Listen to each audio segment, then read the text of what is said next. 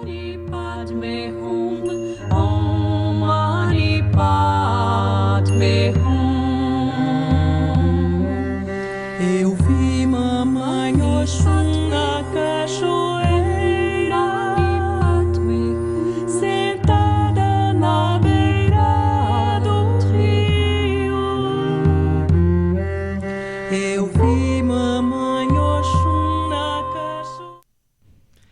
Saudações de paz e de amor cósmicos, meus queridos irmãos, minhas queridas irmãs de caminhada.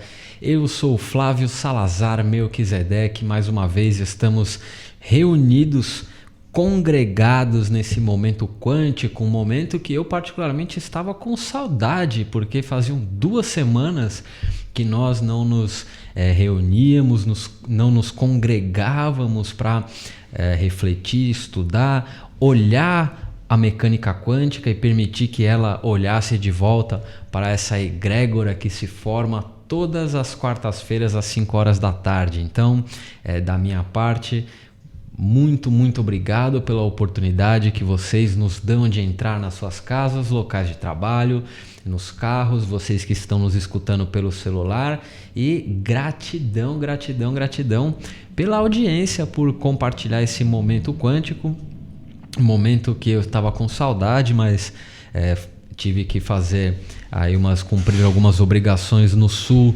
do país, e é justamente para essa região que eu estava que eu deixo aqui o meu fraterno abraço, a região sul do país, Florianópolis, Santa Catarina, esse pedacinho do Brasil que me recebeu muito bem, que com certeza estarei retornando em breve. E lá tive a oportunidade de visitar um ponto, um dos locais de avistamento ufológicos, vimânicos, que é a Pedra do Urubu, na Guarda do Embaú. Muito bacana. Fica aí a minha sugestão para vocês que vão viajar para essa região do Brasil. Fica a minha sugestão: lugar especial, energia especial. Vocês vão realmente sentir que tem alguma coisa acontecendo ali. E voltando aí para o nosso momento quântico, para o entendimento da dinâmica do universo, como é que funciona o universo, que é o objetivo, sempre foi o objetivo do nosso programa, é tentar esmiuçar, tentar esclarecer, tentar entender a dinâmica da criação e, consequentemente, a dinâmica da cocriação. Para quê? Eu brinco, que em tudo na vida, antes de você fazer, você tem que se perguntar 3 perguntas, Por quê, para quê e para quem? Então, uma dessas perguntas, o porquê que nós estudamos a mecânica quântica nesse momento evolucional da humanidade, para que o ser humano volte a se integrar conscientemente, porque chegamos num momento onde a integração inconsciente pouco ou nada vale. Então, porque o nosso objetivo é transformar a vida e energia em vida consciência, através dos 7 corpos, os 7 veículos independentes, mas interligados, que nós estudamos nos programas passados. Então, o nosso objetivo é transformar a vida e energia em vida consciência, e entender esse processo é o porquê dos estudos aqui do momento quântico e de várias outras egrégoras que estudam a mecânica quântica. Para quê? Vejam, respondemos o porquê, agora para que estudamos isso? Para que você assuma o controle da sua realidade e comece a cocriar conscientemente. Resolver aquilo que foi criado e precisa ser resolvido, e passar então a cocriar, a manifestar coisas harmônicas, coisas em sintonia com o fluxo universal e as leis da criação. E para quem? Na verdade, não é para vocês, Nós fazemos isso, tudo que nós fazemos aqui no Momento Quântico, aqui na Pax, o que você faz na sua vida tendo consciência disso ou não, você não faz para você, você não faz para sua família, você não faz para sua cidade, para o seu país, você faz para o todo, para a divindade, o princípio não manifestado que está em tudo, está em todos, a tudo rege, a tudo observa e recolhe essas informações de experiências simultâneas, porém com perspectivas diferentes. Então esse, a grosso modo, é o objetivo desse lindo e maravilhoso jogo cósmico que ele criou, o não manifestado, o grande arquiteto, enfim. E nós temos a obrigação de dar o nosso melhor para quem? Para o todo, para ele, pois chegando ao reino dos céus, todo o resto nos será dado. Essa é uma frase esotérica que pode ser interpretada de diversas formas, mas vamos entender dentro do contexto do nosso programa que sempre que você busca o divino, busca o todo, busca o melhor para todos os envolvidos, todo o resto lhe é ofertado por direito, não por piedade, como infelizmente muitas pessoas acreditam, se comportam por direito, porque você é filho do Criador. Só que tudo tem um preço, tudo tem uma mecânica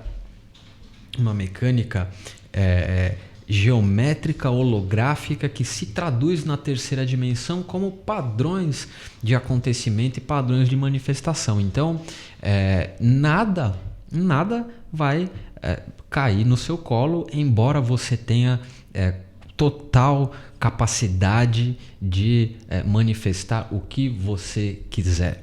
Tem uma outra frase esotérica que diz que sempre que você dá um passo em direção ao mestre, o mestre dá no mínimo 2 passos em direção a você, mas o primeiro passo tem que ser seu. Então, o grande arquiteto do universo, a centelha divina, enfim, em sua forma não manifesta, ele criou um sistema de infinitas possibilidades e nos deu todas as chaves e todas as peças para navegarmos nesse mar vermelho com maestria. Porém, ao longo do caminho nós desaprendemos, esquecemos, nos olvidamos de como fazer isso e estamos nesse processo aí de retomada. Então, se você, meu querido irmão, minha querida irmã, encarnados, centelhas divinas manifestas na matéria através da hierarquia Jiva, que é a hierarquia humana, vocês têm todo o maquinário,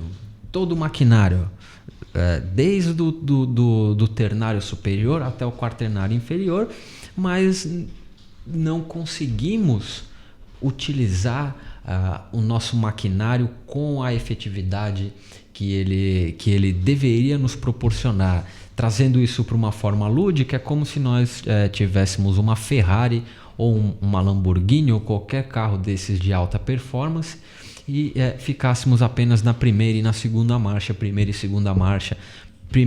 segunda marcha. Então,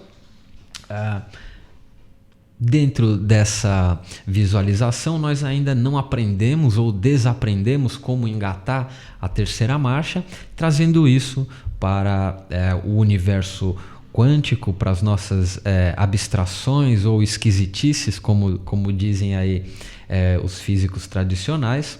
Nós não conseguimos sustentar o colapso da função de onda por um tempo suficiente para que a forma pensamento preenchida de sentimento se manifeste no mundo tridimensional. E há essa não capacidade de sustentar o processo de colapso da função de onda, foi dado o nome de efeito Zenão. E esse é o tema do programa de hoje. Vamos florear o efeito Zenão, e eu digo florear porque esse é um tema que muito precisamos de muito tempo para estudar e para sentir, para experienciar. Eu, por exemplo, pesquiso esse assunto há aproximadamente 8, 9 anos, todos os dias da minha vida, e eu fico impressionado com a quantidade de processos que eu mesmo congelo, que eu mesmo paro, que eu mesmo aniquilo, só porque o mental e o emocional não estão alinhados. Então, não é fácil. Colocar essa teoria na prática não é fácil. Mas, às vezes que nós conseguimos colocar isso, o modelo se mostra efetivo e ele não falha. Ele é comprovado. Ele não falha. O problema é que nós não conseguimos botar isso em prática. Então, antes de nós entendermos o efeito Zenão em si, vamos entender a nomenclatura, pois no mundo quântico, né, no mundo, nas conversas quânticas, esse efeito ele tem o nome de paradoxo. Paradoxo de Zenão. Por que um paradoxo? Paradoxo é algo conflitante, algo contrário, é algo que desafia tudo aquilo que já foi apresentado, porém não é algo que, mesmo sendo contraditório, não pode ser descartado porque se mostra lógico.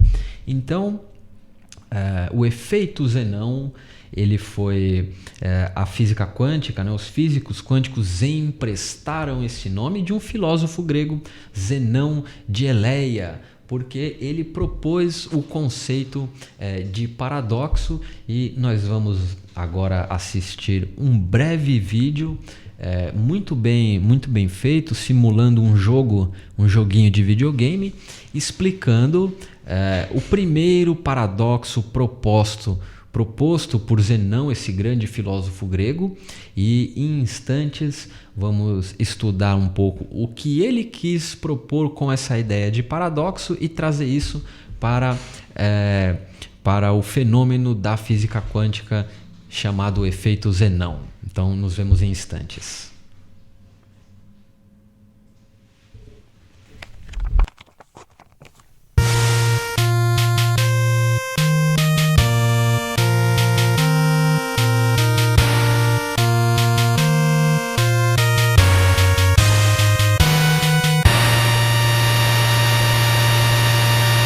Is change merely an illusion? In the 5th century BC, Greek philosopher Parmenides proposed that the universe was not made of many things, but rather is a single indivisible substance, an eternal now that encompasses all time and all entities. And if the universe is one, then all change is impossible, for the very idea of change suggests something transforming from one state to another. But since, according to Parmenides, all states occur simultaneously, change is impossible. After receiving heavy criticism from his contemporaries, Parmenides' student Zeno of Elea came to his defense by creating a series of paradoxes that seek to prove that time and change are, in fact, utter nonsense.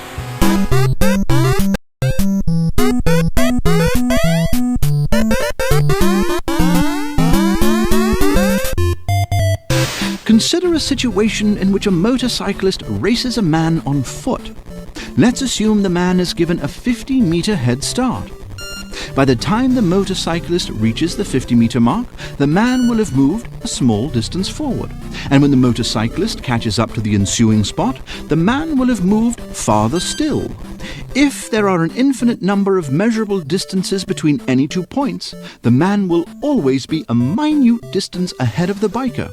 This then will go on indefinitely, and the biker will never catch the man.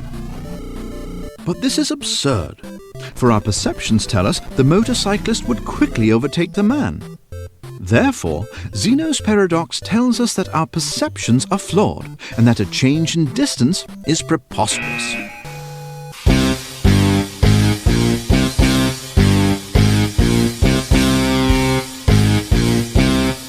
In In another of his paradoxes, Zeno talks of an arrow being shot at a target.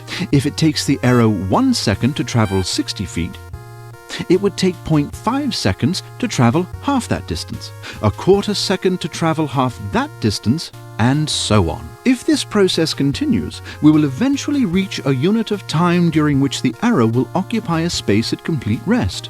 Let's call this unit of durationless time a moment. If the arrow's trajectory is the sum of these stationary moments, then how will the arrow ever reach its target? And thus, motion is nonsensical. Zeno's paradoxes have challenged scholars, philosophers, and mathematicians for over 2,500 years. If nothing else, they force us to continuously reconsider our reasoning about the nature of space and time.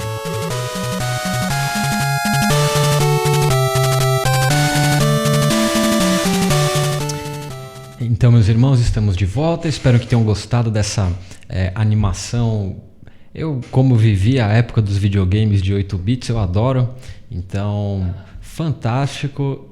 O que isso nos mostra? Qual que é a ideia por trás disso? Zenão, né, traduzido aí no vídeo como Zeno, ele propôs que o processo de observar e a forma com que se observa impacta drasticamente no resultado final, na velocidade que as coisas acontecem, enfim, entre outros pontos, né, que esses paradoxos são fantásticos. Um outro ponto que ele toca que foge do escopo do nosso programa é como dentro de um espaço finito você pode encontrar infinitas divisões. Quem sabe num programa futuro a gente não estuda isso num tema fractais ou algo do tipo, mas Zenão, com esse paradoxo, inspirou tanto os físicos da mecânica quântica que eles carinhosamente batizaram um fenômeno quântico de efeito Zenão. Então, o que é o efeito Zenão quântico? Efeito Zenão quântico é a explicação para o experimento que indica que quando o elétron está sendo observado, ele não muda o seu estado. Quanto mais e mais ele for observado, mais tempo congelado ele vai ficar. Então seria, claro, de uma forma bem lúdica, o elétron ele está em infinitos lugares ao mesmo tempo, infinitas possibilidades. Quando ele é observado, a partir do momento que o cientista olha, ele congela. O cientista parou de observar, ele começa a estar em uma infinidade de lugares ao mesmo tempo. Muito bem. O que isso tem a ver com a nossa vida, com o nosso dia a dia? Caramba, o que o Flávio está falando tanto?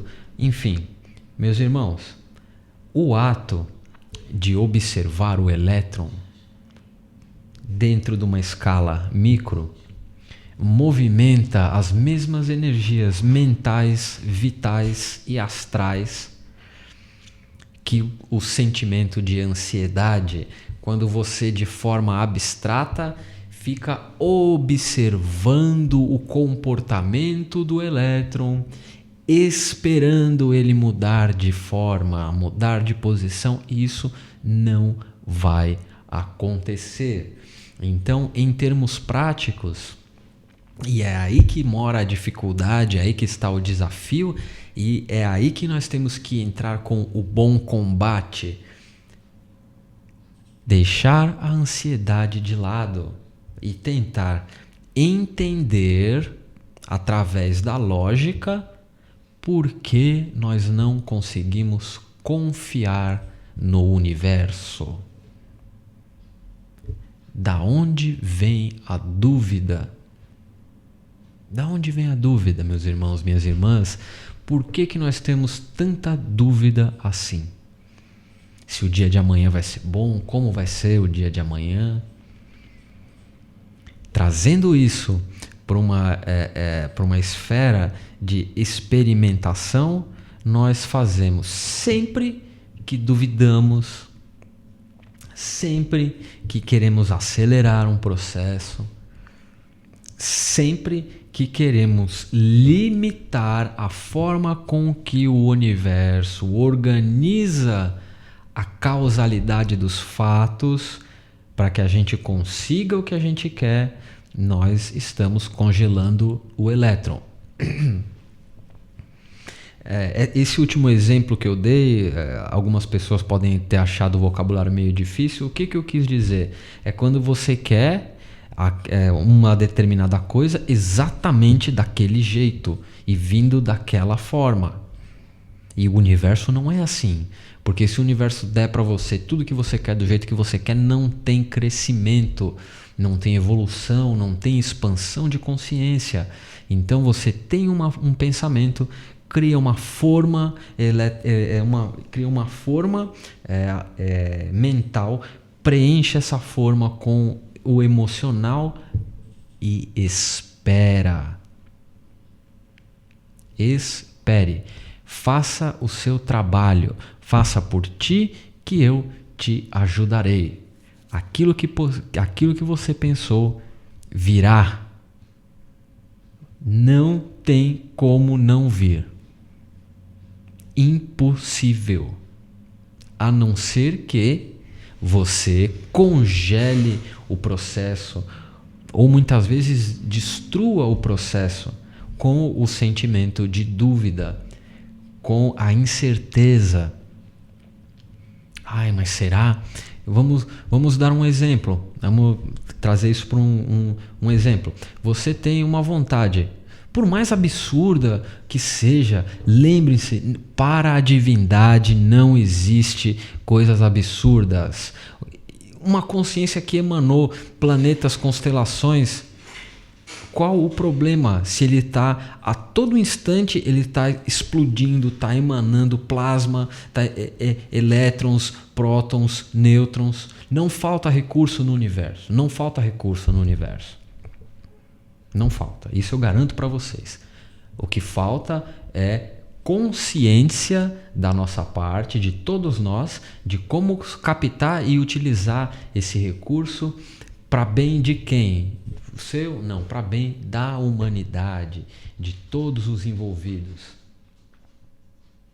Poxa, mas como é que um interesse pessoal vai ajudar a humanidade?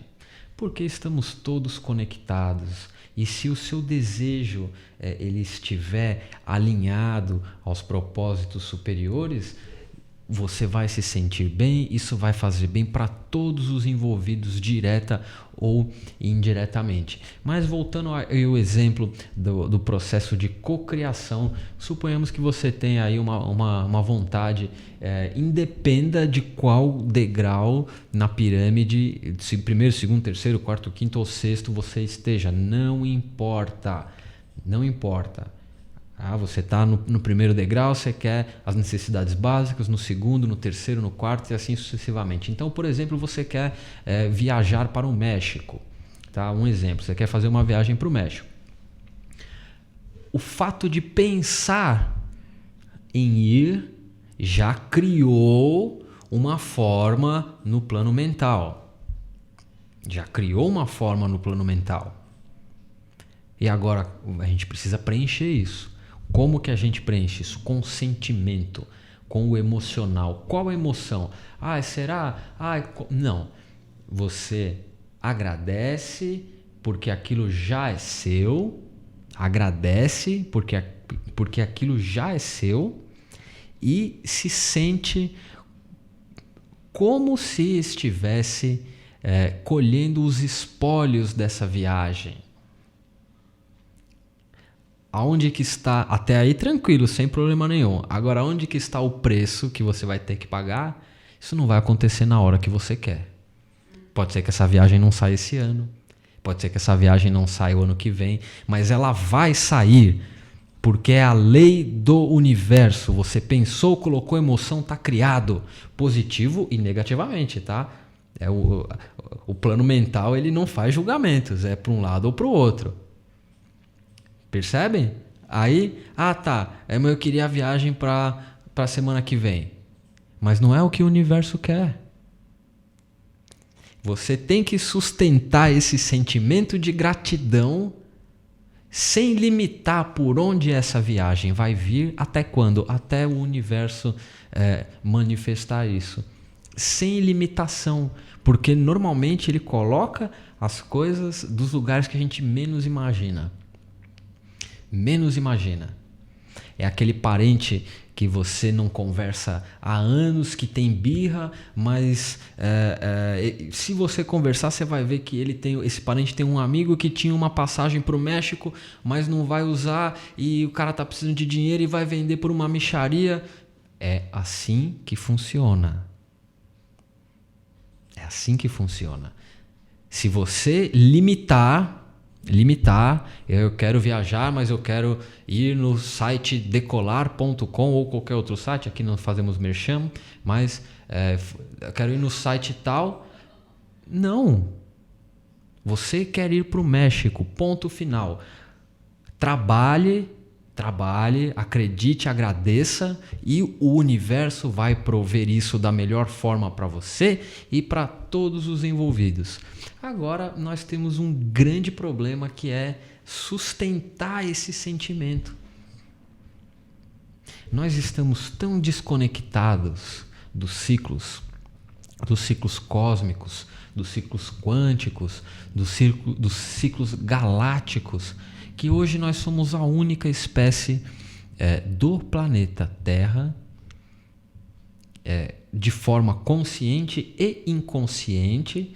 Digo inconsciente porque os animais, embora não tenham autoconsciência, vibram e para efeitos quânticos, vibração, onda é informação e está ótimo.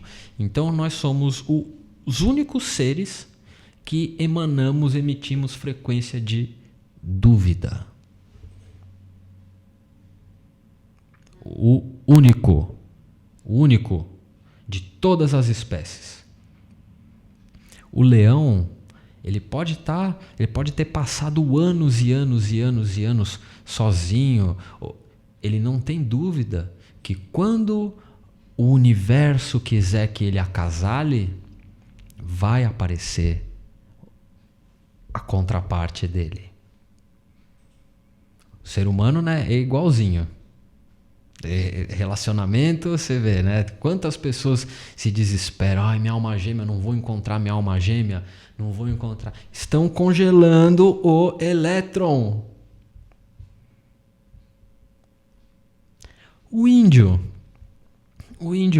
está lá no meio do mato. Você acha que ele tem dúvida que no dia seguinte ele vai ter moradia? Você acha que ele tem dúvida que no dia seguinte ele vai ter alimento? Pode não ser o alimento que ele quer. Ele está com vontade de comer o peixe, mas no inverno o rio congela, eu vou para as raízes. Ele não tem essa dúvida. Nós temos. Ou implantaram em nós essa dúvida, ou criaram um sistema, criaram uma ambiência para que nós vivêssemos em dúvida. Percebem a importância da mecânica quântica, de se conhecer as leis que regem o universo e tentar, eu digo tentar, meus irmãos, porque ninguém é o mago quântico das galáxias. Não, nós estamos aqui aprendendo. Eu também tenho muitas dificuldades, mas a gente tem que desvelar isso, sair desse sistema de dúvidas no qual nós estamos implantados e confiar, entregar, solta, não parar de se esforçar, entregar. Quanticamente falando, a pessoa que está procurando um emprego, o que muitas escolas filosóficas acreditam é que você tem que vou parar de procurar o emprego e o emprego vai aparecer, cair no meu colo. Errado. Você tem que continuar todo dia, acordar cedo, pegar o seu carro, pegar sua condução com seu currículo, ir nas entrevistas, mas sem expectativa. Percebem como é difícil o caminho do meio, ou a pessoa larga tudo e fala, não, agora não quero mais procurar e tem que cair no meu colo. Ou a pessoa procura, mas sempre congelando o processo. Então, o que nós temos que fazer? A nossa parte. Sem emoção, sem expectativa, faça o seu trabalho. Faça por ti que eu te ajudarei. Tem uma metáfora hindu muito, muito bacana, que nós estamos num barco, nós estamos num barco grande, somos os remadores. Estamos ali, temos que remar em sincronia. Se você em algum momento tentar parar para perceber aonde você vai quebrar essa sincronia, não é a sua função pilotar o barco naquele momento, naquele grau de consciência que nós nos encontramos. Não é a nossa função no momento trabalhar com dúvidas, com expectativas. Nossa função é remar o barco. Para onde o barco está indo? Isso está sendo decidido por quem lhe compete em grau de consciência. Tá? No universo nada é por acaso. Tudo está muito detalhadamente interconectado. Então, essa é a mensagem que eu quis passar no momento quântico de hoje. Em nenhum momento dizendo que não é para você mais fazer nada da sua vida, ficar parado esperando que caia no seu colo. A ideia não é essa, como muitos livros aí dizem, mas você tem que fazer, batalhar, trabalhar sem expectativa, sem pressão, sem dúvida. A dúvida congela o processo. Então, meus irmãos, espero que vocês tenham entendido. Antes ainda de terminar o programa, eu selecionei uma série de vídeos curtinhos que mostram alguns paradoxos muito, muito interessantes, que grande maioria foram os filósofos gregos, mas alguns pensadores modernos também deram os seus pitacos, mas muitos paradoxos aí interessantíssimos que vale a pena parar para pensar, fazer algumas anotações, tentar resolver esses problemas que, mesmo não conseguindo, eu garanto para vocês que vocês vão se divertir muito e vão perceber que existe muito mais no universo do que aquilo que foi contado para a gente, que foi explicado para a gente, que foi desenhado para a gente. Então, meus irmãos, minhas irmãs, fiquem aí com uma série de paradoxos que eu carinhosamente separei para vocês, e em alguns minutos eu retorno para deixar o meu fraterno abraço e agradecer mais uma vez a todos. Aproveitem. 60-second adventures in thought. Number 1. Achilles and the tortoise. How could a humble tortoise beat the legendary Greek hero Achilles in a race? The Greek philosopher Zeno liked a challenge and came up with this paradox. First, the tortoise is given a slight head start. Anyone fancying a flutter would still rush to put their money on Achilles, but Zeno pointed out that to overtake him, Achilles would first have to cover the distance to the point where the tortoise began. In that time, the tortoise would have moved, so Achilles would have to cover that distance, giving the tortoise time to amble forwards a bit more. Logically, this would carry on forever. However small the gap between them, the tortoise would still be able to move forwards while Achilles was catching up, meaning that Achilles could never overtake. Taken to an extreme, this bizarre paradox suggests that all movement is impossible. But it did lead to the realization that something finite can be divided an infinite number of times. This concept of an infinite series is used in finance to work out mortgage payments, which is why they take an infinite amount of time to pay off.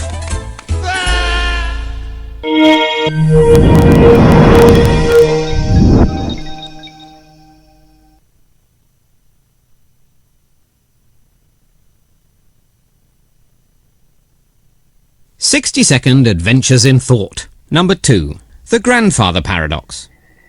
Will time travel ever be possible? René Barjavel was a French journalist and science fiction writer who spent a lot of his time thinking about time travel. In 1943, Barjavel asked what would happen if a man went back in time to a date before his parents were born and killed his own grandfather. With no grandfather, one of the man's parents would never have been born, and therefore the man himself would never have existed. So there would be nobody to go back in time and kill the grandfather in the first place, or the last place, depending on how you look at it. The grandfather paradox has been a mainstay of philosophy, physics, and the entire Back to the Future trilogy. Some people have tried to defend time travel with arguments like the parallel universe resolution, in which the changes made by the time traveller create a new, separate history branching off from the existing one. But the grandfather paradox prevails. Although the paradox only suggests that travelling backwards in time is impossible, it doesn't say anything about going the other way.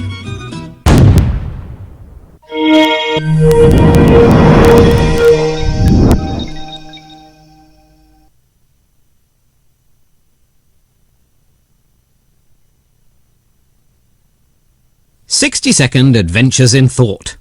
Number 3. The Chinese Room. Can a machine ever be truly called intelligent? American philosopher and Rhodes scholar John Searle certainly can. In 1980, he proposed the Chinese Room thought experiment in order to challenge the concept of strong artificial intelligence, and not because of some 80s design fad. He imagines himself in a room with boxes of Chinese characters he can't understand and a book of instructions which he can. If a Chinese speaker outside the room passes him messages under the door, Searle can follow instructions from the book to select an appropriate response. The person on the other side would think they're chatting with a Chinese speaker, just one who doesn't get out much. But really, it's a confused philosopher. Now, according to Alan Turing, the father of computer science, if a computer program can convince a human they're communicating with another human, then it could be said to think. The Chinese Room suggests that however well you program a computer, it doesn't understand Chinese, it only simulates that knowledge, which isn't really intelligence. But then sometimes humans aren't that intelligent either.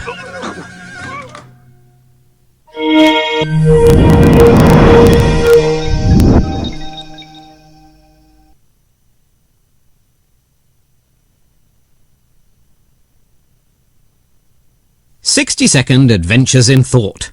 Number 4. Hilbert's Infinite Hotel. A grand hotel with an infinite number of rooms, and an infinite number of guests in those rooms. That was the idea of German mathematician David Hilbert, friend of Albert Einstein and enemy of chambermaids the world over. To challenge our ideas about infinity, he asked what happens if someone new comes along looking for a place to stay. Hilbert's answer is to make each guest shift along one room. The guest in room 1 moves to room 2 and so on. So the new guest would have a space in room 1, and the guest book would have an infinite number of complaints. But what about when a coach containing an infinite number of new guests pulls up? Surely he can't accommodate all of them. Hilbert frees up an infinite number of rooms by asking the guests to move to the room number which is double their current one, leaving the infinitely many odd numbers free.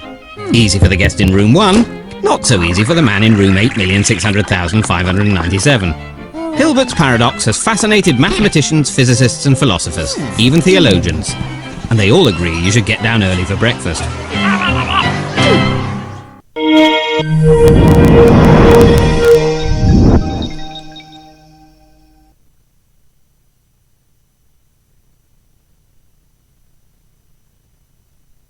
"60-second adventures in thought." Number 5. The twin paradox. Albert Einstein didn't have a twin brother, but he had some funny ideas of what you could do with one. He imagined two identical twins. Let's call them Al and Bert. Now, Al is a couch potato, but Bert likes to travel. So he hops into a spaceship and zooms off at close to the speed of light. That's when Einstein's special theory of relativity kicks in. It says that the faster you travel through space, the slower you move through time. So from Al's point of view, Bert's time would be moving slower than his own. To put it another way, time might fly when you're having fun, but when clocks fly, they run more slowly in relativity. After a while, Bert decides to head back, still at close to the speed of light, and returns to his brother with his holiday snaps. But when Bert arrives home, Al will now be older than his twin, which makes their double dates a lot more awkward. Although it seems implausible, Einstein just followed his theory to its logical conclusion, and it turns out he was right. This concept of time dilation provides the basis for our global positioning system, which is how your sat-nav knows you need to turn left in 200 yards.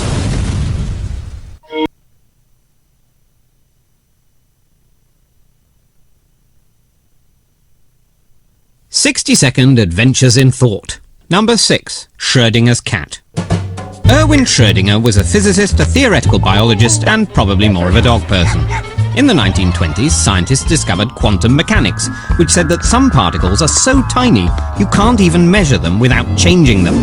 But the theory only worked if, before you measure them, the particle is in a superposition of every possible state all at the same time. To tackle that, Schrödinger imagined a cat in a box, with a radioactive particle and a Geiger counter attached to a vial of poison. If the particle decays, it triggers the Geiger counter, releases the poison, and bye-bye tiddles. But if the particle is in two states, both decayed and not decayed, the cat is also in two states, both dead and not dead, until someone looks in the box. In practice, it's impossible to put a cat into a superposition. You'd have the animal rights lobby up in arms. But you can isolate atoms, and they do seem to be in two states at once. Quantum mechanics challenges our whole perception of reality, so maybe it's understandable that Schrödinger himself decided he didn't like it, and was sorry he ever started on about cats.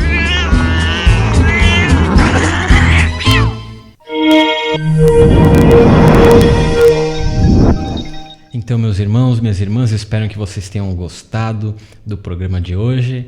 Espero que vocês tenham percebido que os paradoxos, eles têm que ser divertidos, porque se eles não forem divertidos, o seu sistema de crença, o seu paradigma começa a causar um certo desconforto. Então não resista, não reaja. O universo, ele é estranho, mas ele é fascinante à medida em que você começa a entender como ele opera. Então, espero que vocês tenham gostado. Esse último paradoxo do gato de Schrödinger é fantástico. Quem sabe no próximo programa, na semana que vem, a gente não dedica um programa inteiro para falar disso, porque tem informações quânticas aí fantásticas. E da minha parte fica registrada a minha mais profunda gratidão à TV Pax, a vocês que nos dão essa audiência. E, meus irmãos, vamos tentar confiar mais no divino, vamos tentar confiar mais no universo, sem deixar que essa confiança nos acomode. Esse é o segredo. Confiar e trabalhar, confiar e laborar, confiar e construir. Eu sou Flávio Salazar Melquisedeque, esse foi mais um episódio do nosso programa Momento Quântico e eu vejo vocês na próxima semana. Gratidão, gratidão, gratidão. Namastê. Mani Padme Hum, Om Mani Padme Hum. Eu vi mamãe Oxum na cachoeira, sentada na beira do rio. Eu vi mamãe